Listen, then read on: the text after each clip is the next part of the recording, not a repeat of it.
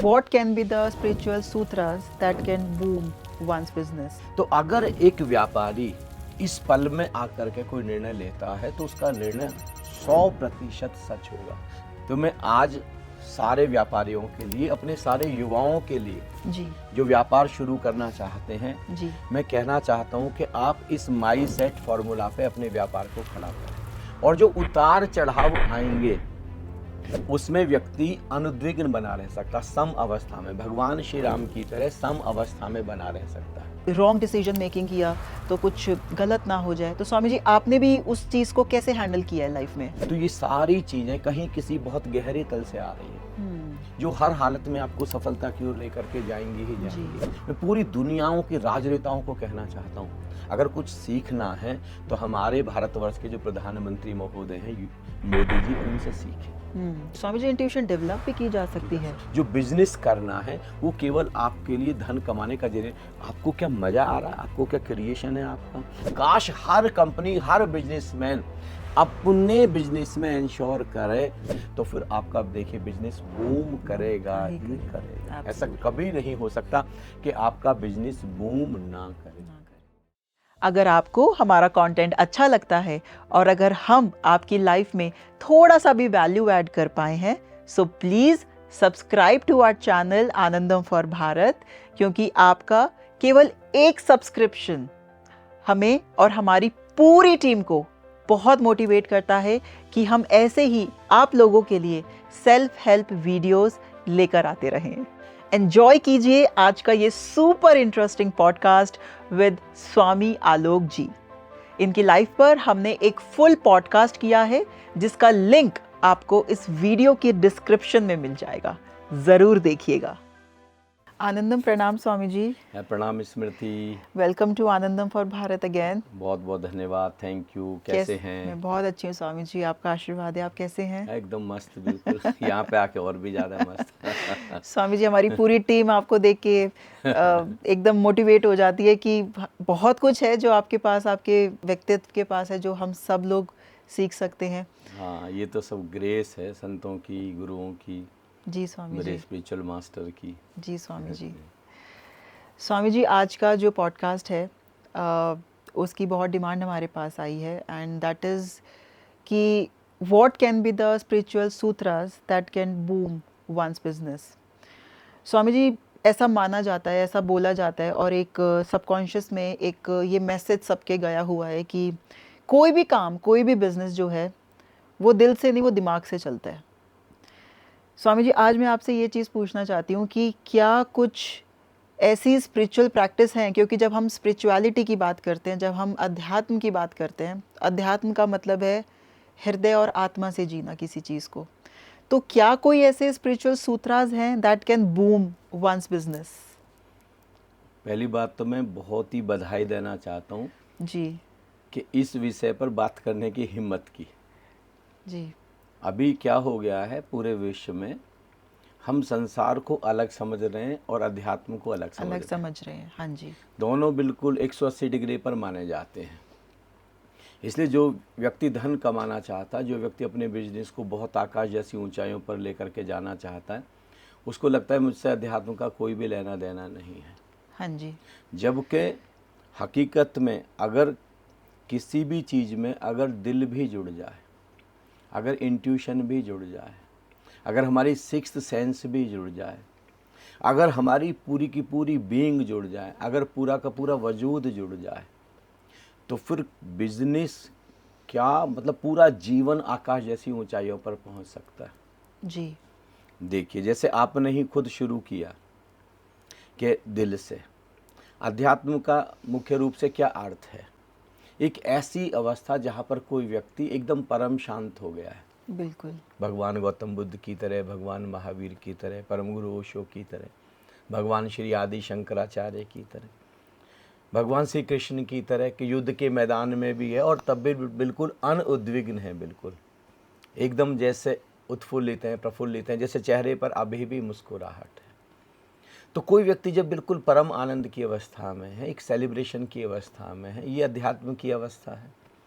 अब मैं आपसे ही पूछता हूँ, क्योंकि आपके घर में भी बहुत सारे व्यापार हैं और बड़े बड़े व्यापार हैं, तो कोई व्यक्ति जब परम शांत है और परम आनंदित है, बहुत ही इस समय बिल्कुल सेलिब्रेटिव स्टेट में है, तब ज़्यादा अच्छे निर्णय लेगा कि जब अशांत है तब ज़्यादा अच्छे निर्णय लेगा। ऑब्वियसली जब शांत हैं हाँ, तब तो बताइए। बेटर डिसीजन मेकिंग होगी। देख लीजिए आप। जी। तो हम अपने व्यापार के लिए जितने सुंदर निर्णय और बिल्कुल सही समय पर हम शांत रहते हुए ले सकते हैं, उतने हम बेचैन रहते हुए, अशांत रहते हुए नहीं ले सकते। जब हम बिल्कुल घबराए हुए हैं और हमको इस बात का डर लग रहा है कि पता नहीं प्रॉफिट होगा कि नहीं होगा, पता नहीं ये व्यापार चलेगा कि नहीं चलेगा, हम बिल्कुल शांत अवस्था में बहुत अच्छे निर्णय ले सकते हैं।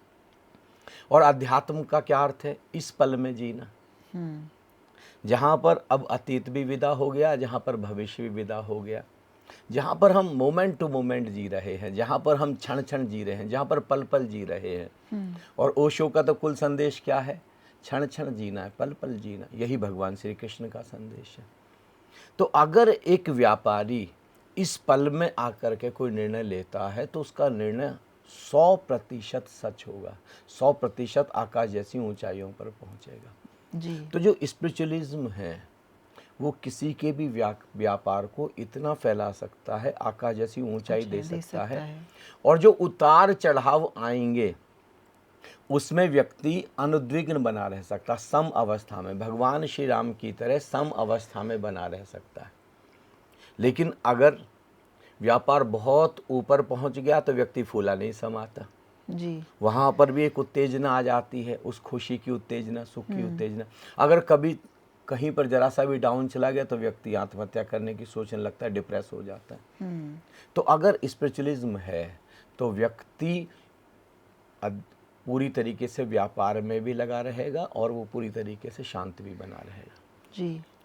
कभी जब मैं स्टूडेंट था तो मैंने एक इंस्टीट्यूट का नाम सुना था, तो मुझे वो इंस्टीट्यूट का नाम याद आ रहा है। मलेशिया का इंस्टीट्यूट है, Malaysian institute of chemical and bio engineering technology. उसकी जो शॉर्ट फॉर्म है वो है माईसेट, MICET। तो मैं आज सारे व्यापारियों के लिए, अपने सारे युवाओं के लिए जी। जो व्यापार शुरू करना चाहते हैं जी। मैं कहना चाहता हूँ कि आप इस माईसेट फॉर्मूला पे अपने व्यापार को खड़ा करें। माईसेट। हाँ, माईसेट। जी। एक एक शब्द को मैं व्याख्या करता चला जाऊंगा और फिर सबको समझ में आ जाएगा कि हकीकत में अगर इस माईसेट फॉर्मूला का पालन करें तो हम बिल्कुल शांत रहते हुए, आनंदित रहते हुए, सेलिब्रेटिव स्टेट में अपने व्यापार को हम अरबों खरबों तक पहुंचा सकते हैं। और इतनी खूबसूरत टीम हम बिल्डअप कर सकते हैं कि जैसे देखिए, अब अगर आप बहुत शांत हैं, बहुत आनंदित हैं, तब आप अपने सबऑर्डिनेट्स को, अपने बॉस को, अपने कोलीग्स को तब ज़्यादा अच्छे से डील करेंगे। जब आप अशांत हैं, कर ही नहीं पाएंगे। बिल्कुल। जरा सी बात पर हम रिएक्ट कर देंगे जी। और वहाँ पर हमारी पूरी टीम ही बिखर जाएगी। तो जो पहला जो एम है, इट इज़ फॉर माइंडफुलनेस, जिसको हम मेडिटेशन कहते हैं। Swami ji, before we go ahead, मुझे लगता है कि हमारे व्यूअर्स ये भी जानना चाहेंगे कि स्वामी जी जो हमें समझाने चाह रहे हैं, क्या उन्होंने इस चीज़ को जिया है? मुझे कुछ एक छोटी सी चीज़ ये याद आ रही है कि स्वामी जी आपने भी as a gold medalist engineer railways में सर्व किया है और आपके सामने भी बहुत बड़ी बड़ी विषम परिस्थितियाँ ऐसी आई होंगी जब आपको भी कभी लगा होगा कि मैं अशांत हो रहा हूँ, या फिर अगर ये मैंने रॉन्ग डिसीजन मेकिंग किया तो कुछ गलत ना हो जाए। तो स्वामी जी आपने भी उस चीज़ को कैसे हैंडल किया है लाइफ में? जैसे मैं लाइफ के हाँ जी। जो शुरुआती मेरा फेज था जी। जब मैं स्पिरिचुअलिज्म से, माइंडफुलनेस से बहुत गहरे से नहीं जुड़ा था, नहीं जुड़े थे। हाँ जी। तो बहुत ज़्यादा मुझको भी रिएक्शन हो जाता था और बहुत ज़्यादा घबराहट हो जाती थी कि पता नहीं ये प्रोजेक्ट सिरे चढ़ेगा भी कि नहीं चढ़ेगा। हाँ जी। बॉस से मैंने, अपने जनरल मैनेजर से या अपने चीफ इंजीनियर से मैंने कह करके प्रोजेक्ट ले तो लिया कि मैं इसको डील करूँगा, लेकिन पता नहीं कल को क्या होगा। लेकिन जब मैं स्पिरिचुअलिज्म से जुड़ा तो रत्ती भर एक इतने से भी कंपन पैदा नहीं होती थी और अंदर एक इतना ठहराव की स्थिति होती थी, इतनी स्टेबिलिटी की स्थिति होती थी और अंदर एक भरोसा होता था कि इस अस्तित्व ने अगर मुझे इस प्रोजेक्ट के लिए चुना है तो इसका मतलब इस प्रोजेक्ट को बहुत ऊपर जाना ही जाना है, हर हालत में सफल होना है जी। क्योंकि उस समय जैसे मैं हूँ ही नहीं जी, पूरा एग्जिस्टेंस ही है मेरे माध्यम से जो कर रहा है। जी। मैं तो जैसे मिट गया, मैं तो जैसे शून्य हो गया। अध्यात्म की जो सबसे परम अवस्था है वो है शून्यता की, नथिंगनेस की। जब ये एग्जिस्टेंस आपके अंदर से फ्लो कर रहा है, जब आप नहीं हैं, जब आप मिट गए हैं, और आप जैसे कल्पना करके देखें, ये पूरा परमात्मा ही, पूरी प्रकृति ही, पूरा अस्तित्व ही, पूरा यूनिवर्स ही अब आपके माध्यम से बह रहा है। तो उस समय जो अंदर से चीज़ें आएंगी वो अलग ही आएंगी, और जो पूरी टीम के लिए, और टीम में आपको किस किस को सेलेक्ट करना है, किसको सेलेक्ट नहीं करना है, किनको छोड़ देना है, किनको छोड़ नहीं देना, तो ये सारी चीज़ें कहीं किसी बहुत गहरे तल से आ रही हैं, जो हर हालत में आपको सफलता की ओर लेकर के जाएंगी ही जाएंगी, और आपको वहाँ पर बहुत कुछ सीखने को भी मिलेगा। क्योंकि स्वामी जी, जो डेडलाइन है, जो हमें किसी एक पर्टिकुलर डेट पे जो फिनिश करना है, उसको लेके भी बहुत एंजाइटी बनी रहती है। कितनी ज़्यादा एंजाइटी, कितनी एंजाइटी होती है उसको लेकर। और उस समय आपके अंदर देखिए, सबसे बड़ी जो स्पिरिचुअलिज्म की चीज़ है, हाँ जी, व्यक्ति 18-18 घंटे, 20-20 घंटे काम करता और थकता नहीं है। मैंने अपने जीवन से अनुभव किया कि जब मैं रेलवेज में था, जैसे अभी आपने बताया, तो मैं इकट्ठे लोगों को लगता था कि मैं अकेले 10-10 लोगों का काम करता हूँ, लेकिन मुझे नहीं लगता था, आपको नहीं लोगों को लगता था अरे बंदा कैसा है कि ये साइट पर कभी डिरेलमेंट हो जाए, कभी कोई एक्सीडेंट हो जाए, कहीं कोई बात हो जाए, ये 72 घंटे जुटा रहता है, ये थकता। लेकिन मुझको नहीं लगता था कि ऐसा कोई बहुत ज़्यादा कमिटमेंट है, या कोई बहुत ज़्यादा ऐसा डिटर्मिनेशन है, या अंदर से कोई थकावट नहीं है। वो अपने आप ही, वो भीतर से ही जैसे कोई चीज़ बिल्ड हो गई, और वो केवल अध्यात्म की वजह से ऐसा हुआ। और आप अपनी जॉब के साथ साथ जो आप कर रहे थे, उसके साथ साथ आप स्पिरिचुअल प्रोग्राम्स भी साथ साथ ले रहे थे, सारी चीज़ें बिल्कुल पैरेलल चल रही थी जी। तो अब सबसे पहली चीज़ जो मैं कहना चाह रहा हूँ, माइंडफुलनेस। और माइंडफुलनेस की जो सबसे बड़ी चीज़ है, जो मैंने अभी बोली, इस पल में हकीकत में जो हमारा मन है, वो या तो हमको अतीत में ले जाता है, या हमको भविष्य में ले जाता है। या तो अतीत के बहुत सारे तनाव हैं, बहुत सारे रिग्रेट हैं, बहुत सारे सप्रेशंस हैं हमारे अंदर, जो हमने अतीत पर कर लिए हैं, और वो एक कुंठा की तरह हमारे भीतर इतनी ज़्यादा पनप जाते हैं कि हम आगे बढ़ ही नहीं पाते, और या फिर भविष्य की बहुत ज़्यादा चिंता हो जाती है। इस पल में मुझे घटना याद आती है कि एक बहुत बड़ा सम्राट था, बहुत बड़ा राजा था, उसके यहाँ पर एक फ़कीर पहुँचा, उस फ़कीर का बहुत नाम था। तो राजा ने कहा कि मुझे कोई चमत्कार करके दिखाएं। तो उस फ़कीर ने कहा कि राजन, सबसे बड़ा चमत्कार तो ये पल है, इससे बड़ा कोई चमत्कार इस पूरी दुनिया में नहीं है। मेरा चमत्कार में कोई रस नहीं है, मुझे तो इस पल में जो आनंद है, इस पल में जो रस बरस रहा है, इस पल में जो पूरी प्रकृति बरस रही है, इस पल में जो पूरी कायनात, पूरी कुदरत बरस रही है, इससे बड़ा कोई चमत्कार नज़र नहीं आता है। लेकिन राजा ने कहा कि नहीं, चमत्कार तो करके दिखाना पड़ेगा आपको, अब यहाँ पर दरबार में आप आए हैं। तो उसने कहा कि अच्छा ठीक है, मैं आपकी कुर्सी ही गायब कर देता हूँ। ये मैं आपका जो, राजा ने कहा कि मेरी कुर्सी तो फिर दिक्कत आ जाएगी। उन्होंने कहा चलो ठीक है, आपके मंत्री की कुर्सी गायब कर देता हूँ। तो उन्होंने कहा ठीक है, मंत्री की कुर्सी गायब कर दीजिए। अब उसने फ़कीर ने मंत्री की तरफ निगाहें करी, लेकिन उसको गलती से छींक आ गई, और छींक के समय उसकी निगाह राजा की तरफ हो गई, और एकदम से राजा की कुर्सी गायब हो गई, सिंहासन उसका, और धड़ाम से नीचे जा कर के पड़ा। उसको इतना बेइज्जत महसूस हुआ। उसने कहा ये तो इतनी मेरी, सबके भरे दरबार में इतनी मेरी इंसल्ट हो गई।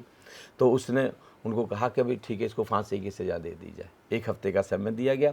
तो हफ्ते भर बाद जब फांसी हो रही थी, जब फांसी का फंदा लगाया जा रहा था, तो उसने कहा कि अब बताओ, अब क्या कहना चाहोगे। उन्होंने कहा राजन, मैं अभी भी कहना चाहूँगा, जो ये पल है, ये जो हो रहा है, इससे बड़ा कोई चमत्कार नहीं है, इसमें भी ज़रूर कोई ना कोई राज छिपा होगा, तभी यहाँ फांसी तक मैं पहुँचाऊँ, नहीं तो यहाँ तक फांसी तक, और आपकी ज़ुबान से इस अस्तित्व ने फांसी का कहलवाया, तो कोई तो राज होगा।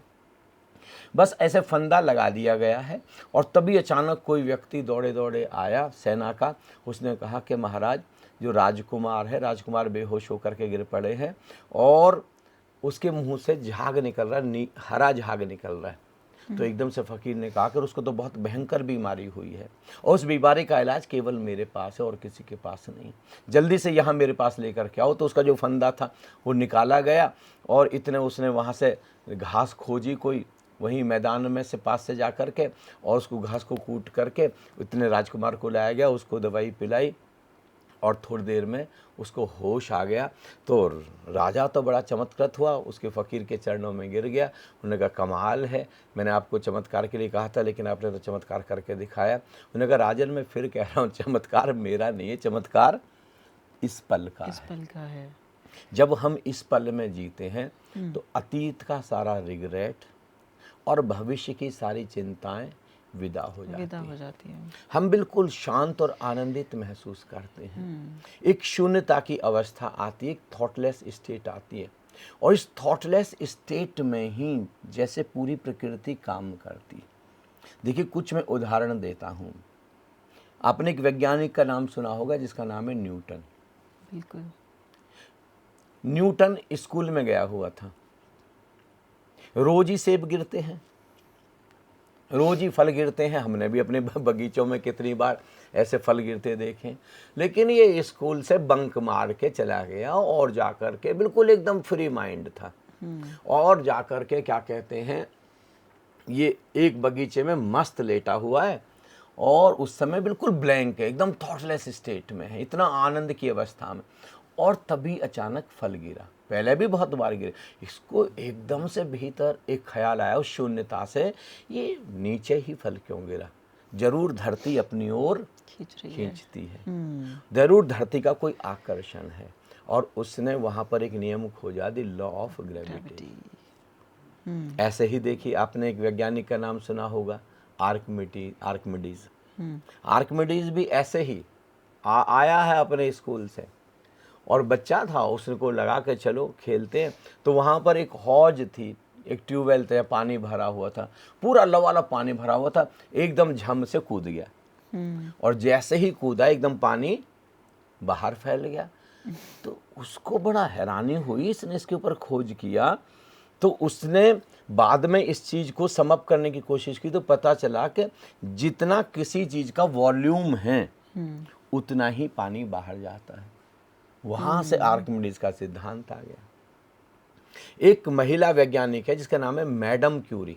ये दोनों घटनाएं थॉटलेस स्टेट की, इस पल की, जो माइंडफुलनेस से आती है, जो राइट मेडिटेशन से आती है, एकदम ध्यान में जब आप निराकार में चले गए, जाने अनजाने। सारे वैज्ञानिक जितनी भी खोज करते हैं वो सब जाने अनजाने किसी थॉटलेस स्टेट में, निराकार में चले जाते हैं, और वहाँ से अचानक खोज आती है। तो एक मैडम क्यूरी है और वो कुछ खोज कर रही है, और कई साल बीत गए हैं लेकिन कोई खोज पूरी नहीं हो रही। और रात वो सोई है, थक गई है बिल्कुल, सोचती है सब मैं गिव अप ही कर दूंगी, कोई लेना ही देना नहीं है इसका। तो आज रात इतनी शांत ये सो गई है बिल्कुल थॉटलेस स्टेट में, और अचानक रात को 2 बजे इसकी जाग आई, और ये आधी नींद में है, और टेबल पर जाकर के इसने कोई खोज लिख दी। टेबल पर जाकर के, टेबल वहाँ पर रखा हुआ पेन और उसकी डायरी रखी हुई है। ये सुबह जब जगी तो बड़ी हैरान हुई कि अरे ये तो रेडियो एक्टिव एलिमेंट की पूरी वो लिखी हुई है, और वहाँ पहली बार रेडियो एक्टिव एलिमेंट की खोज होगी मैडम क्यूरी के द्वारा। थॉटलेस स्टेट में थी, माइंडफुल स्टेट में, अचानक सडन पहुँच गई। अब आप सबसे बड़ा एग्जाम्पल ले लें, भारत के लिए तो सबसे बड़ा उदाहरण है ही, पूरी दुनिया के लिए। मैं पूरी दुनियाओं के राजनेताओं को कहना चाहता हूँ, अगर कुछ सीखना है तो हमारे भारतवर्ष के जो प्रधानमंत्री महोदय हैं मोदी जी, उनसे सीखें। रोज विदाउट फेल सुबह वो माइंडफुल स्टेट से गुजरते हैं, निराकार से गुजरते हैं। ऐसा कोई दिन नहीं जाएगा जब वो ध्यान में, गहरी समाधि में नहीं डूबते। और देखिए उनकी स्फूर्ति का राज देखिए, उनकी ताजगी का राज देखिए, कभी थकते ही नहीं है। किसी व्यक्ति ने उनको थकते नहीं देखा, वो भी इस उम्र में। हाँ, और कहा जाता है कि वो 15 साल मुख्यमंत्री रहे, अब 10 साल प्रधानमंत्री रह चुके, अब तो और आगे 1-2 साल बढ़ गए, यानी 26-27 साल में उन्होंने कोई छुट्टी नहीं ली, कोई हॉलीडे उन्होंने नहीं लिया। उनके लिए कोई 15 अगस्त नहीं, कोई संडे नहीं, कोई सैटरडे नहीं, कोई 26 जनवरी नहीं, वो 24 घंटे काम कर रहे हैं, इतना ज़्यादा। और उससे पहले भी वो पूरे भारत का भ्रमण कर रहे थे, तब भी शायद सोते थे कि नहीं सोते थे। अब आप उनके निर्णय देखिए, कहाँ से कहाँ, किसी गौरी शंकर से उनके निर्णय आते हैं, किसी आकाश जैसी ऊंचाई से उनके निर्णय आते हैं। देखिए धारा 370 कोई सोच सकता था? हम्म, और पत्ता भी नहीं हिला। राम मंदिर की कितने सालों से, 500 सालों से भी ज़्यादा बहस चल रही है, मुकदमे चल रहे हैं, कोई सोच सकता था कि बन जाएगा और वो भी इतना सुंदर, इतना भव्य हो जाएगा? सब हो रहा। अपने आप ही देखो कितना उनका गहरा निर्णय रहा और होगा। उनको देख के स्वामी जी माइंडफुलनेस। ऐसा लगता भी है कि जैसे वो पूरे के हाँ। पूरे एग्जिस्टेंस के एक मीडियम है। नहीं, जब वो चलते हैं तो उनके चलने से लग रहा है कि वो सच में जैसे पूरा अस्तित्व उनके माध्यम से बह रहा है, सच में एक योगी जैसे चल रहा है, यस, जैसे एक ध्यानी व्यक्ति चल रहा है। कहने के लिए वो राजनेता है, लेकिन मेरे लिए वो ध्यानस्थ व्यक्ति है, एक योगी इंसान है वो। और मैं तो हर कार्यक्रम में कह रहा हूँ कि अब समय आ गया है कि भारतवर्ष, क्या पूरी दुनिया जो पूरी तरीके से ध्यानस्थ हैं, समाधिस्थ हैं, उन सबको ही हम राष्ट्राध्यक्ष बनाएं।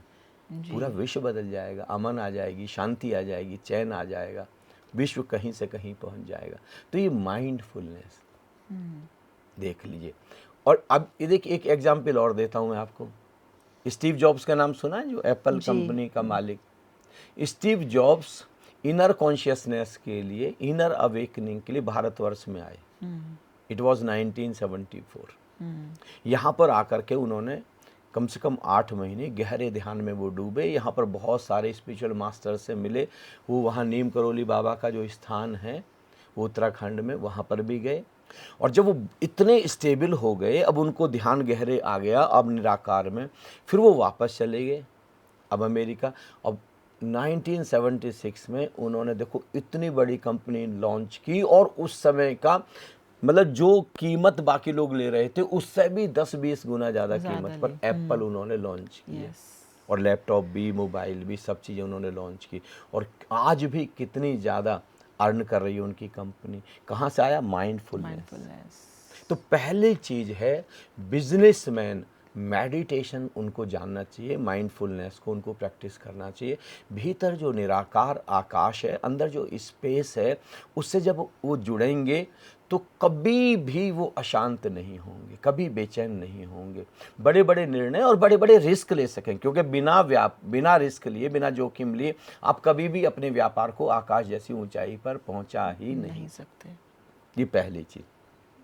दूसरा है आई। आई का अर्थ है सिक्स्थ सेंस होती है ना जी, क्या बोलते हैं उसको? सिक्स्थ सेंस को इंट्यूशन। कभी कभी किसी को इंट्यूशन होता है, और जब अगर इंट्यूशन आपको होता हो ना, जिसको गट फीलिंग भी आजकल बोला जाता है, तो इंट्यूशन से जो डिसीजंस आते हैं, और एक इंट्यूशन ऐसी चीज है, मैं सारे व्यापारियों को, विशेष रूप से जो अब स्टार्टअप करने वाले हैं, उनको कहना चाहता हूँ, इंट्यूशन डेवलप किया जा सकता है। वो मैं अभी बताऊंगा हम थर्ड आई के माध्यम से। और जो आपने कहा ना हार्ट, ये दो चीजों का जो कॉम्बिनेशन है, अगर हमारी थर्ड आई एक्टिव हो जाए और साथ में हमारा जो हार्ट है ना वो काम करना शुरू कर दे, वो प्रेम से भरना शुरू कर दे, करुणा से भरना शुरू कर दे, तो हमारे अंदर एक सिक्स्थ सेंस आती है। फिर जो हमारा निर्णय है वो केवल लॉजिकल माइंड नहीं है, वो हार्ट और थॉट, हार्ट और माइंड दोनों का एक इक्विलिब्रियम, दोनों का एक कॉम्बिनेशन है, और वो निर्णय बेस्ट माना जाता है। करेक्ट। उसको ही हम सम्यक निर्णय बोलते हैं, यानी right decision at right time, उसको हम बोलते हैं। स्वामी जी, इंट्यूशन डेवलप भी की जा सकती है थर्ड आई के माध्यम से। और हार्ट देखिए, आप अपनी एनर्जी को हार्ट पर लाइए, लंबी और गहरी सांस लेना शुरू करिए, और आप भाव करिए कि जो एग्जिस्टेंस का जो प्रेम है आपके अंदर समाता जा रहा है। और थर्ड आई के आप कोई प्रयोग करिए, जैसे आप सुबह को सूरज पर 15-20 मिनट आप ताटक कर सकते हैं, शाम के समय ताटक कर सकते हैं। आपको दिन में समय नहीं मिल रहा, रात को चांद पर या किसी सितारे पर ताटक कर सकते हैं। आप किसी चित्र पर ताटक कर सकते हैं, मोमबत्ती की लौ पर या दिए की लौ पर ताटक कर सकते हैं। और बहुत सारे प्रयोग हैं जो सिक्स्थ जो सेंटर को डेवलप करते हैं, जो इस थर्ड आई को डेवलप करते हैं, और वहाँ से बहुत गहरे तल पर इंट्यूशन आता है, क्योंकि आपके लिए पूरा का पूरा एग्जिस्टेंस, पूरा यूनिवर्स खुल जाता है आपके सामने।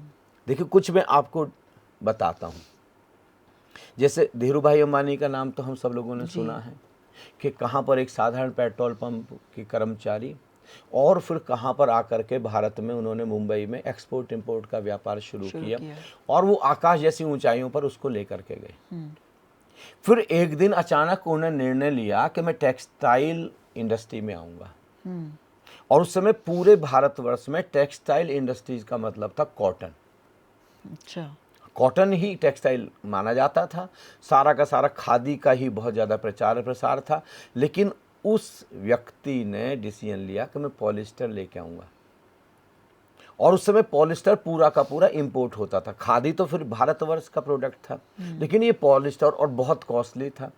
और ये निर्णय उन्होंने बाकी सब लोगों से बात की, लेकिन सब ने उनको मना किया कि बहुत बड़ा जोखिम है, ये रिस्क नहीं लिया जा सकता। लेकिन उन्होंने कहा कि नहीं, मुझे अंदर से, जैसे मेरी आत्मा की कोई आवाज़ है, मुझे अंदर से कह रही है कि नहीं, इसमें बहुत प्रॉफिट होने वाला है और यही टेक्सटाइल इंडस्ट्री का भविष्य है। ये मुझे दिखाई दे रहा है, मेरे पास एक विज़न है, मैं आज से 50 साल बाद की भी चीज़ें देख पा रहा हूँ। लोगों को भरोसा नहीं हुआ, उसके बाद भी उन्होंने पॉलिस्टर को इंपोर्ट कर लिया। अच्छा। और बहुत ही ह्यूज अमाउंट में उन्होंने इंपोर्ट कर लिया। लोगों को लगा ये तो पूरी तरीके से डूब जाएगा। और आप देखिए, पहला व्यक्ति था टेक्सटाइल इंडस्ट्री में वो आईपीओ लाने वाला, पूरी जनता का पैसा इकट्ठा कर लिया। लोगों को लगता था ये पता नहीं वापस कर पाएगा, नहीं कर पाएगा, लेकिन आप देखिए इतिहास गवाह है। अब तो हम गूगल पर जाकर देख सकते हैं, जो लोगों का पैसा रिटर्न किया वो 100 टाइम्स से ज़्यादा था। 100 गुने से भी ज़्यादा लोगों को रिटर्न किया उन्होंने, जो लोगों का शेयर था उसमें। कमाल कर दिया। और फिर जब रिफाइनरी इंडस्ट्री लगाई उन्होंने, तो रिफाइनरी इंडस्ट्री उन्होंने इसी की बदौलत लगाई। इसी की बदौलत लगाई। सारा जी। पैसा जो यहाँ पर रिवेन्यू आया था, वो जी। सारा का सारा रिवेन्यू उन्होंने रिफाइन इंडस्ट्री में लगाया। देखिए कहाँ से आया, इंट्यूशन से। इंट्यूशन। अभी स्टीव जॉब्स की ही मैंने आपसे बात की थी। माइंडफुलनेस की प्रैक्टिस उन्होंने भारत में की, भारत के संतों से वो मिले, भारत के आकर के उन्होंने बहुत गहरे तल पर ध्यान जाना, निराकार को अनुभव किया। देखिए एक समय था जब मोबाइल में आपने नाम सुना होगा ब्लैकबेरी और नोकिया, हाँ जी। जो कीपैड लाते थे, और कीपैड में उनका महारत, पूरा डोमिनेशन था उनका पूरे मार्केट पर। लेकिन अचानक इन्होंने पूरा अपना बोर्ड ऑफ डायरेक्टर्स की मीटिंग बुलाई, सारे सीनियर एग्जीक्यूटिव्स को भी बुलाया और कहा कि मैं पूरी तरीके से कीबोर्ड हटाना चाहता हूँ और इस मतलब पूरा का पूरा टच टच फोन। स्क्रीन लाना चाहता हूँ।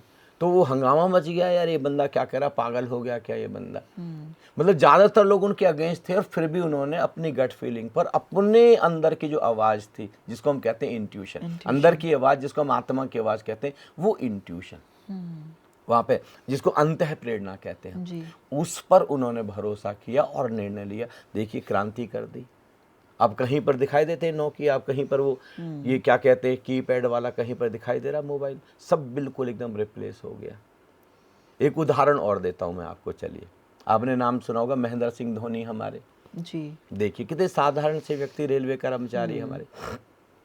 2007 T20 वर्ल्ड कप, पाकिस्तान और भारत जो हमेशा के राइवलरी हैं, देखिए दोनों आमने सामने, और भारत पहले खेला, बल्लेबाजी पहले की, और कुल मिला के 158 रन बना पाए।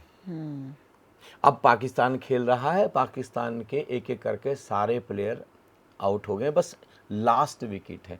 लेकिन लास्ट ओवर है 20वां, 6 बॉल है, और अब केवल 13 रन बनाने, 13 रन। और सामने जो प्लेयर है खेलने के लिए, क्योंकि उसने इस ढंग से रन लिया है कि वो बहुत ही तोड़ू, एकदम उनका मास्टर बैट्समैन है, एकदम से, जो कब किस बॉल पे छक्का मार देगा कहा ही नहीं जा सकता। मिसबाउल हक के नाम से वो प्लेयर था। अब इतने बड़े बड़े इसके पास बॉलर हैं, लेकिन उसने एक साधारण से बॉलर को चुना लास्ट ओवर के लिए, अपनी गट फीलिंग पर, अपने इंट्यूशन पर। उसका नाम है जोगिंदर शर्मा। ये 2007 की बात है। ये सारी टीम दंग रह गई, ये जितने भी कमेंट्रेटर थे वो भी दंग रह गए। इतने बड़े बॉलर्स को छोड़ करके किसको चुन लिया, जोगिंदर शर्मा। और वो खुद घबरा गया, यार हद हो गई है, मुझे चुन लिया। अब उसने जो पहली बॉल फेंकी, पहली बॉल वाइड, अब 6 बॉल और 12 रन। अब अगली बॉल जो फेंकी उसने, पहली यानी पहले नंबर की जो बॉल फेंकी, उसने मार दिया छक्का। अब 5 बॉल पर 6 रन चाहिए केवल। अब नेक्स्ट बॉल डॉट चली गई, अब 4 बॉल पर 6 रन चाहिए। अब उसने फिर उठाया है छक्के के लिए और बाउंड्री पर कैच हो गया। भारत 5 रन से मैच जीत गया। महेंद्र सिंह धोनी हमेशा अपने Intuition. इंट्यूशन पर गेम खेलते रहे। देखो तीनों फॉर्मेट में भारत को उन्होंने नंबर 1 पर पहुंचाया। T20 में भी, वनडे में भी और टेस्ट मैच में। वो एकमात्र ऐसे प्लेयर थे उस समय। And that too being a male. हाँ, मतलब मैं ऐसे बोल हाँ, इसलिए right. बोल रही हूँ बिकॉज फीमेल्स की usually they are gifted with देखिए, गुड इंट्यूशन पावर। ये तो पुरुषों को अहंकार है बिना बात का। अगर पुरुष अपने घर की महिलाओं को, अपनी बहन को, जी। अपनी बेटी को, अपनी पत्नी को, अपनी माँ को अगर अपने डिसीजंस में शामिल कर लें तो उनके Yes. डिसीजंस इंट्यूशन से आते हैं, Intuition से हार्ट आते से हैं, आते हैं, yes. थर्ड आई से आते हैं, कि उनकी दोनों चीज़ें, हार्ट भी और थर्ड आई भी उनकी नेचुरली नेचुरली एक्टिव है। एक्टिव है।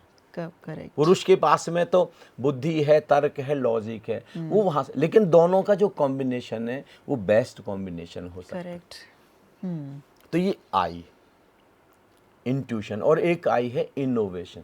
इनोवेशन। देखिए आज की तारीख में अब आप एक स्कूल रन कर रहे हैं, आप एक इंजीनियरिंग कॉलेज रन कर रहे हैं खुद भी, तो अगर आप उसमें अब लेटेस्ट टेक्नोलॉजी नहीं लाएंगे तो फेल कर जाएंगे कि नहीं कर जाएंगे। अब आपको प्रोजेक्टर लाना ही होगा और बहुत सारे प्रेजेंटेशन अब बच्चों को दिखाने होंगे, जो कि अब पहले वाली जो चीज़ चली गई ना। देख लीजिए पहले भी इनोवेशन का अर्थ है, जैसे पहले भी लोग टैक्सी लेने जाते थे तो हम लोग क्या करते थे, अगर हमको मनाली जाना है तो पहले तो हम 10 दिन पहले हम टैक्सी स्टैंड पर जाते थे, एक टैक्सी बुक करके आते थे, उसको एडवांस पैसे दे के आते थे, तारीख बता के आते थे इतने बजे चलेंगे। और आज की तारीख में ओला ने, ऊबर ने क्रांति कर दी। आज आप एयरपोर्ट पर उतरिए, वहाँ पर जितनी देर में आप एरोप्लेन से लेकर के बाहर आएंगे उतनी देर में आपने वहीं बुक कर दी। ये इनोवेशन। आप जब तक कोई व्यापार कर रहे हैं अब आपको लेटेस्ट चीज़ों का उपयोग करना ही पड़ेगा। जैसे सोशल मीडिया है या जो भी है, जहाँ से भी है, आपको उसका यूज करना ही पड़ेगा। एम आई। अब है सी। मेरे लिए सी 2 चीज़ें हैं, एक तो है कंपैशन, करुणा। काश कोई भी बिजनेस करुणा पर बेस्ड हो जाए। देखिए प्रॉफिट तब भी होगा।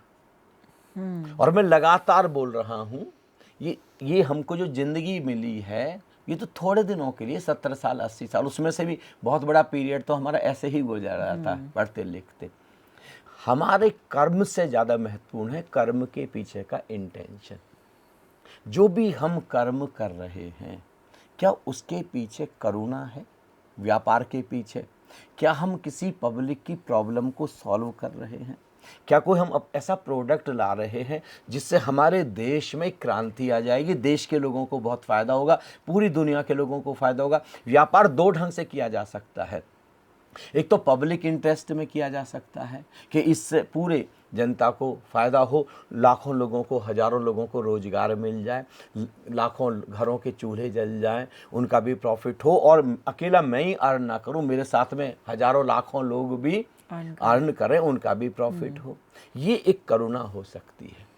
आपको मैं कुछ उदाहरण देता हूँ। पहले तो मैं एक बौद्ध भिक्षु का उदाहरण देता हूँ आपको। एक जापान में एक बौद्ध भिक्षु है, उसको अचानक, जैसे गौतम बुद्ध को सुनता था, गौतम बुद्ध को पढ़ता था, तो उसके अंदर से एक भीतर से इच्छा पैदा हुई कि गौतम बुद्ध के करुणा के ऊपर, कंपैशन के ऊपर जितने भी प्रवचन है वो मैं सारे के सारे एक साथ संकलित करूं, कंपाइलेशन करूं और उनको फिर मैं मार्केट में निकालूं, जिससे सब लोग पढ़ें और लोगों के अंदर करुणा पैदा हो जी। तो उसने किसी तरीके से वहाँ की जो करेंसी है उसके अनुसार 10,000 रुपये इकट्ठे किए। उसको लगा 10,000 रुपये में बहुत सारी किताबें मैं छपवा पाऊंगा, लाखों लोगों को बांट पाऊंगा। लेकिन जैसे ही बस किताब वो जहाँ प्रिंटिंग प्रेस में देने जा रहा था तभी वहाँ पर अकाल पड़ गया। तो उसको लगा यार ये तो अकाल पड़ गया, लोग भूखे मर रहे हैं, किताब ज़्यादा ज़रूरी है कि लोगों की भूख ज़्यादा ज़रूरी है? तो उसने जो 10,000 रुपये इकट्ठे किए थे वहाँ पर उसके अनुसार, तो उसने सारे के सारे लोगों को भोजन कराने में, उनकी भूखमरी को दूर करने में लगा दी। अब अकाल दूर हुआ तो उसने फिर लोगों से पैसे इकट्ठे करने शुरू किए। इस बीच में काफ़ी समय निकल गया तो अब कम से कम 15,000 रुपये की ज़रूरत थी किताब छपवाने के लिए। तो उसने 15,000 रुपये इकट्ठे किए और 15,000 रुपये बस वो ऐसे बस दोबारा से प्रेस में जाने ही वाला था कि इतने बाढ़ आ गए। उसने लगा कि लोगों को बचाना ज़्यादा ज़रूरी है, तो उसने सारे के सारे जो पैसे इकट्ठे किए थे वो सारे के सारे बाढ़ पीड़ितों को लगा दिए, उनको बसाने में लगा दिए। फिर उसने अब तीसरी बार 20,000 रुपये इकट्ठे किए और फिर उसने किताब छपवाई, इस बार सब कुछ ठीक रहा, तो उसने लिखवाया the 3rd edition of compassion. अच्छा, द 3rd पहला ही छप रहा, 3rd एडिशन। Third फिर उसमें ये लिखा जो पहले जो एडिशन थे वो हकीकत में करुणा थे, हकीकत में कंपैशन थे। ये तो केवल शब्दों में है, वो वास्तविक ये भीतर से हमारे आए। धन के साथ साथ देखें आप रतन जी टाटा को देखें आप, कितनी बार हमारे बीच में भी बात होती है जी आप देखिए 26/11 जी पूरा भारत क्या पूरी दुनिया को याद है 26/11। वहाँ उनके ताज होटल में जी कितने लोग वहाँ पर शहीद हो गए, कितने लोगों को ऐसे पूरी तरीके से हैंडीकैप्ड हो गए। एकमात्र ही रतन टाटा हैं, जी एक एक के घर में गए, और केवल उनके एम्प्लॉयज़ नहीं, जितने लोग भी वहाँ पर मरे थे या हैंडीकैप्ड हो गए थे या वहाँ पर बीमार हो गए थे, पहली बात तो उनका पूरी तरीके से इलाज कराया। जिंदगी भर के लिए उनका कि जितना भी मेडिकल रिसोर्सेज में लगेगा वो सारा मैं पूरी लाइफ घर बैठ करके सैलरी, पूरी लाइफ, बच्चों की एजुकेशन एजुकेशन उन्होंने ले ली। कुछ लोग तो कोई 10 महीने में लौट गया, कोई 2 साल में, कोई 3 साल में, कुछ लोग थे जो लौट ही नहीं पाए, उसके बाद भी पूरी लाइफ लॉन्ग। ये एकमात्र रतन टाटा, क्या करुणा है उनके भीतर। देखिए आप, अब वो रतन टाटा जा रहे हैं चौराहे पर, बहुत तेज मूसलाधार बारिश हो रही है, और तभी देखते कि एक सज्जन है बाइक पर, पत्नी है और 2 बच्चे हैं, भीग रहे हैं पूरा परिवार। तो उनको लगा कि नहीं, जितनी कॉस्ट में बाइक आती है उतनी कॉस्ट में मैं कार ला दूंगा जिससे कि ये लोग ना भीगे। और देखिए आप नैनो कार बाइक की कॉस्ट में उन्होंने लगा ली, केवल करुणा की वजह से। स्वामी जी, आप बोलते हैं और ये सच्चाई भी है कि this universe works like an echo, तो जो आप देंगे वो आपको लौट कर आएगा। तो मैंने देखा है, मतलब मेरी भी फैमिली में और हमारा जो बिज़नेस सर्कल है उसमें मैंने देखा है कि जितने भी लोग कंपैशनेट हैं उनका बिजनेस कंपैरेटिवली बहुत ज़्यादा ग्रो करता है। आप देखिए पूरा एनर्जी का ही तो खेल पूरा है। एनर्जी का आप खेल अपने है। से ही देखिए। हाँ जी, आपने मुझे बताया था कि एक बच्चा जिसका मतलब पेरेंट्स इस तरीके के हैं कि बेचारे मजदूरी करते हैं और उसको म्यूजिक का बहुत शौक है, जी जी, और आपने उसको म्यूजिक की क्लास ज्वाइन कराई, आपने उसको स्कूलिंग कराई, फीस आपने भर दी। ये घटना आपने मुझसे शेयर जी की थी जी, ना एक बार। हाँ जी, आप सूरज। देखिए, अब पहली बात तो सबसे बड़ा रिजल्ट क्या है, अंदर का जो सुकून अंदर है, का। जो सेटिस्फैक्शन। वो बच्चा जब इतनी सुंदर, आपने बताया ना कि इतनी सुंदर परफॉर्मेंस देता वो म्यूजिक में, इतना सुंदर म्यूजिकल इंस्ट्रूमेंट, वो आपको कितना सेटिस्फैक्शन होता होगा, कितना आनंद होता होगा उससे।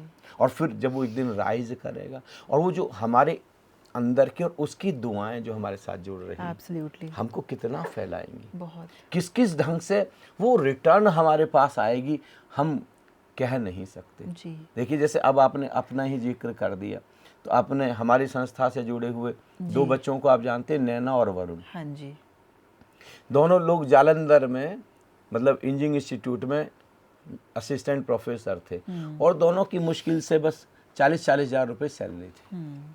तो मेरी उनसे बात हो रही थी, तो वहाँ पे जहाँ पे वो जालंधर में रहते थे किराए के मकान में, तो वहाँ किराए के उनके घर के पास में कुछ बच्चे थे जो पढ़ नहीं पाते थे, झुग्गी झोंपड़ी वाले। अंदर से उनको होता था कि अगर हमारे पास कुछ थोड़ा सा इनकम हो तो हम इन सबको एडॉप्ट करके पढ़ा लगे।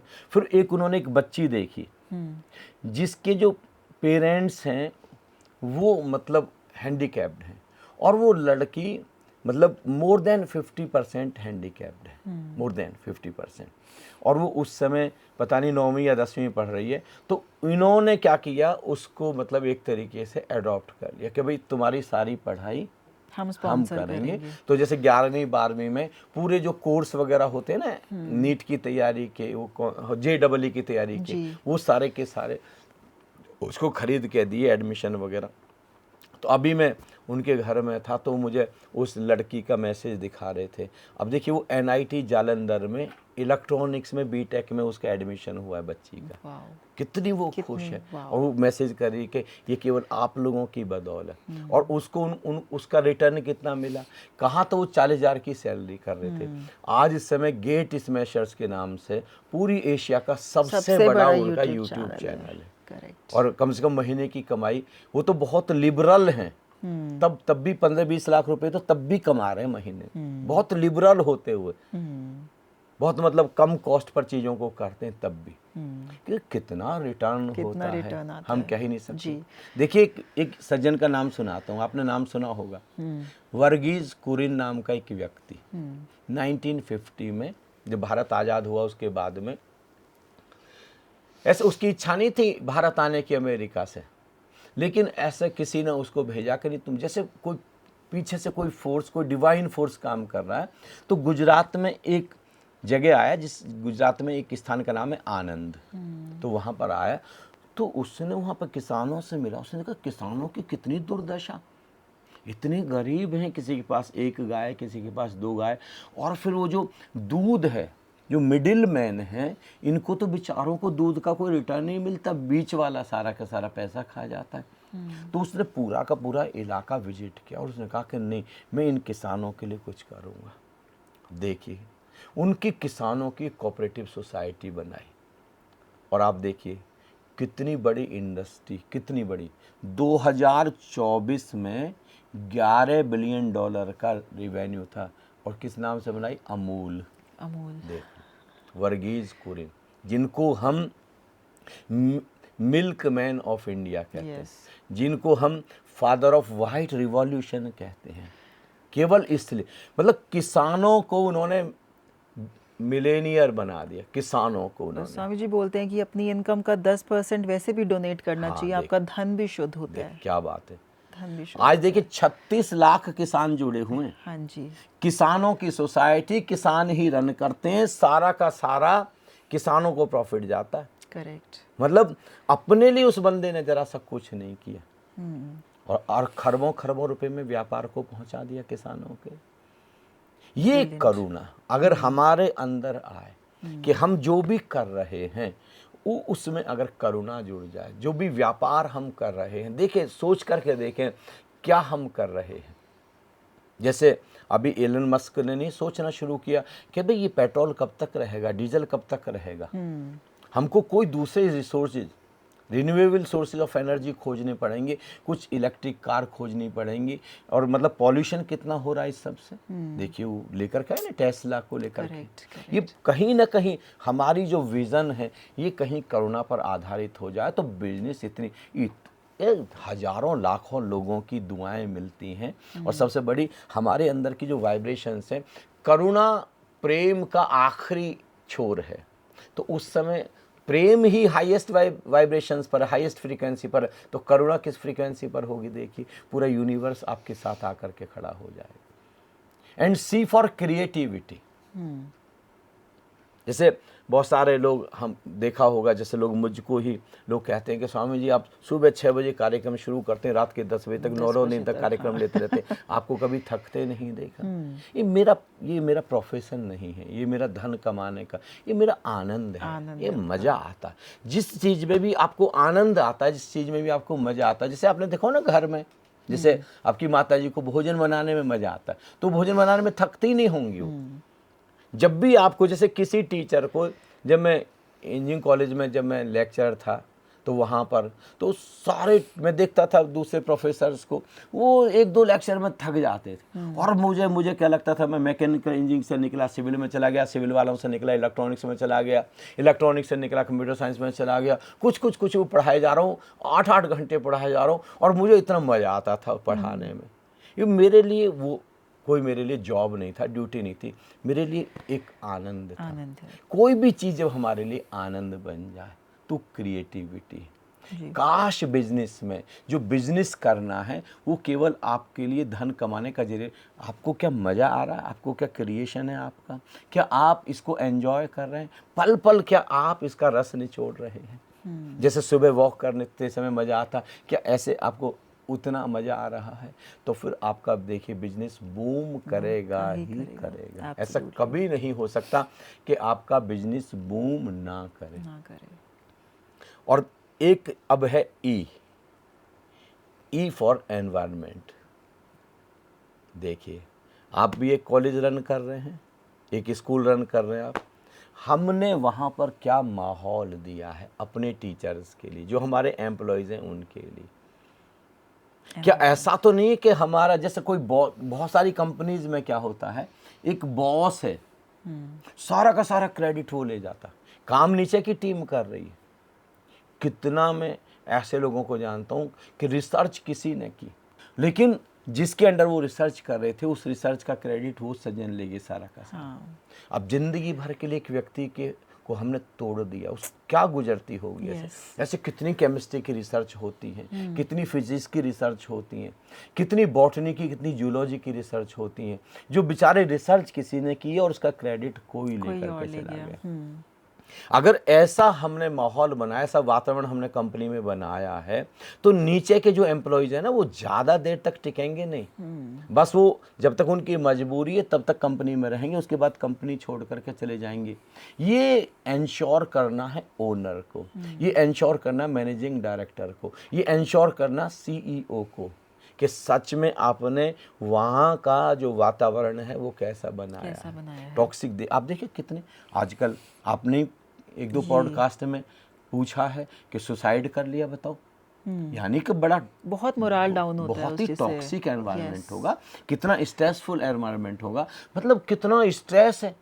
मतलब अब कोई व्यक्ति जितना काम कर सकता उससे 50 गुना काम ज़्यादा जानबूझ करके दे देते, वो बेचारा पिसाई रहे वहाँ पर। घर पर जा कर के भी काम पूरा नहीं हो रहा, वो बेचारे काम पर लगे हुए हैं। वो अपना उसको जीने के लिए समय नहीं है, ना उसको वॉक करने के लिए समय है, ना उसको नहाने के लिए समय है। दौड़े दौड़े बेचारे जाते हैं, रात में बस 2-3-4 घंटे सोएंगे, फिर सुबह को दौड़ करके फिर कंपनी में। इस तरीके का देखिए लैग, आप देख ज़्यादातर कंपनियों में जो वातावरण है वो पूरा लैग पुलिंग का, बैक बाइटिंग का। अब एक जाएगा बॉस से जा करके उसकी निंदा और बॉस भी उसको सुन रहा है, बॉस भी उन सज्जन को एंटरटेन कर रहे हैं। अगर आप ऐसा एंटरटेन कर रहे हैं तो फिर बात बनने वाली नहीं है। एक तो जो वातावरण है वो बहुत आनंद का होना चाहिए, बहुत शांति का होना चाहिए। एक मेडिटेटिव, काश, जो मैं वर्ड यूज कर रहा हूँ, काश हर कंपनी, हर बिजनेसमैन अपने बिजनेस में इंश्योर करे मेडिटेशन को, माइंडफुलनेस को जी। और वहाँ पर अनिवार्य रूप से शुरू में जब एम्प्लॉय जा रहे हैं तो वहाँ प्रेयरफुलनेस होनी चाहिए, मेडिटेशन होना चाहिए।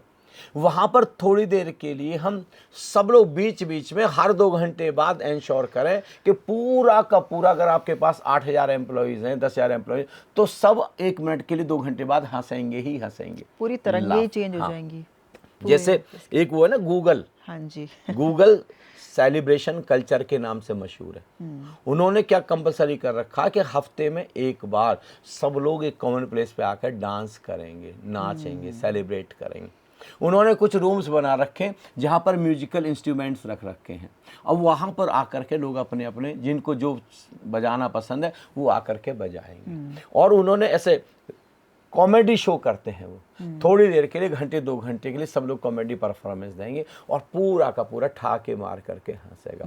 बहुत सारी कंपनीज ने ऐसा, और आज की तारीख में इसको बहुत रिकमेंड किया जा रहा है साइकोलॉजिकली, एक पावर नैप। जैसे लंच किया, लंच के बाद में बस वहीं पर उन्होंने इजी चेयर्स दे दी, बहुत आरामदायक कुर्सियाँ, और उस पर लोग 15 से 20 मिनट एक गहरी नींद ले लें, एक अंदर से, और एकदम से वो बिल्कुल फ्रेश हो जाएंगे।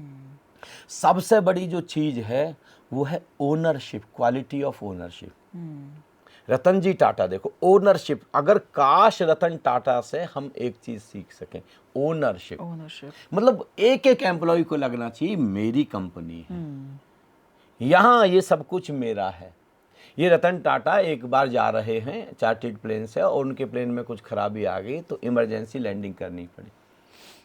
तो अब दूसरा प्लेन आने में या इसको रिपेयर होने में 7-8 घंटे लगेंगे। तो उन्होंने पूछा कि भाई यहाँ पर कोई हमारा कोई यूनिट है क्या? तो पता चला एक यूनिट है।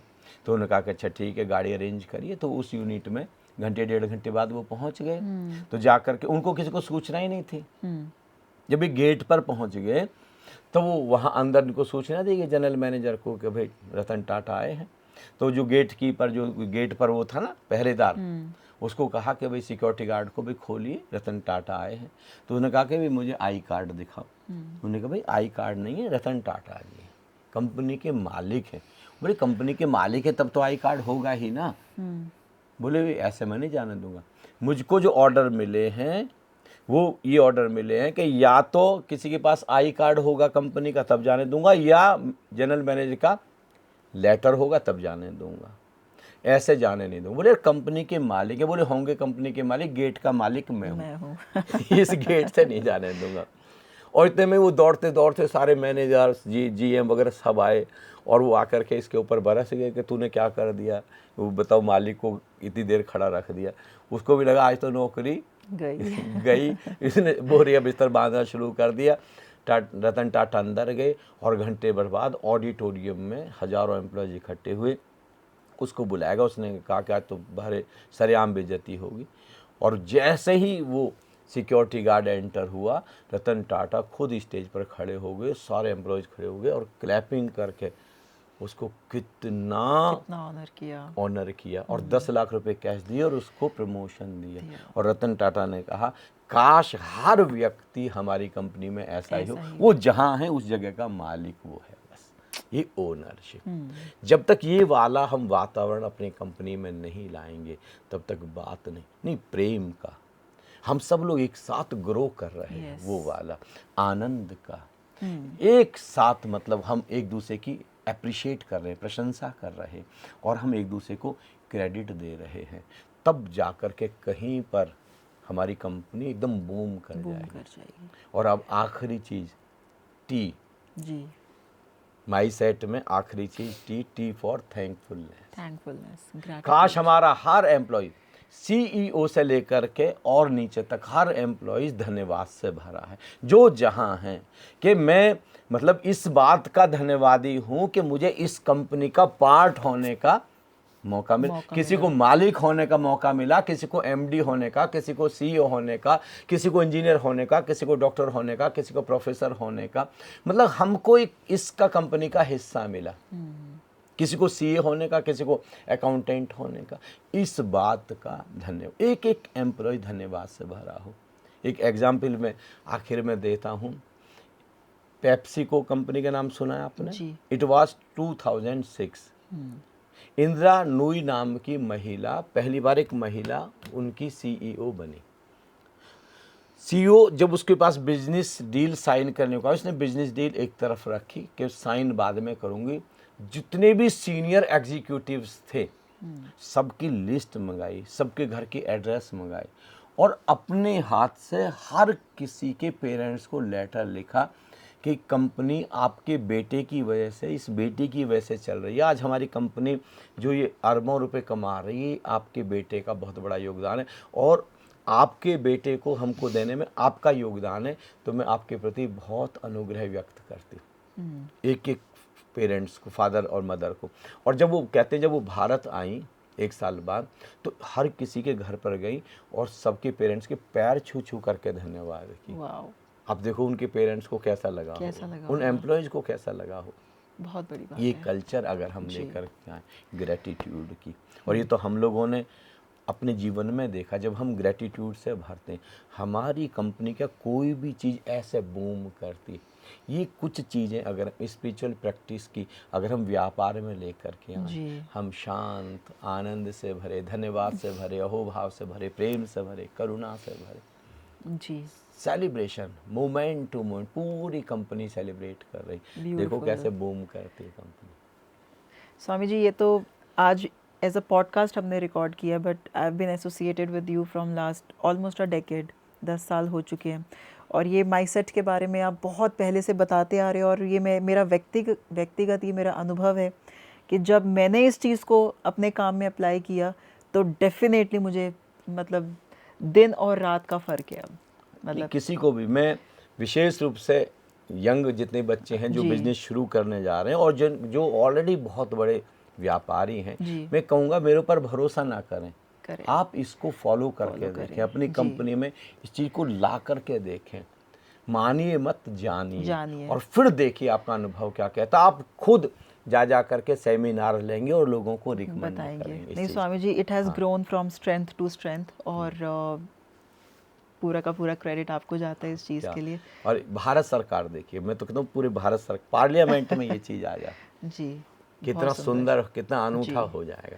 हम जी, सब लोग एक यूनिट की, एक देश की तरह, जैसे अभी देखा ना पाकिस्तान के साथ पूरे देश ने एक साथ काम किए, लेकिन फिर बाद में आकर के करेक्ट। नहीं, काश हम पूरा देश इकट्ठे कर सके तो क्या बात है, पूरा देश कितनी जल्दी ग्रो करेगा। अभी जो हम चौथे स्थान पे आए, कब इतनी जल्दी हम नंबर 1 पर होंगे, हम लीड कर रहे होंगे पूरे विश्व। एब्सोल्युटली, बिल्कुल स्वामी जी। हाँ। Thank you so much for this beautiful and enlightening podcast Swami ji. Thank you for being with thank you us. Smriti, मुझे बहुत ही अच्छा लगा आपने स्पिरिचुअलिज्म को बिजनेस से कनेक्ट किया, क्या जी, बात है। ये शायद पहली बार ऐसा हो रहा है। जी, दोनों चीज़ें विपरीत नहीं है, दोनों चीज़ें साथ एक ही साथ है, एक ही चीज़ एक है ही बस। हाँ, चीज़ है। हाँ जी, ठीक है Swami ji. Thank you so much, thank you, thank you so much for this धन्यवाद। Beautiful podcast.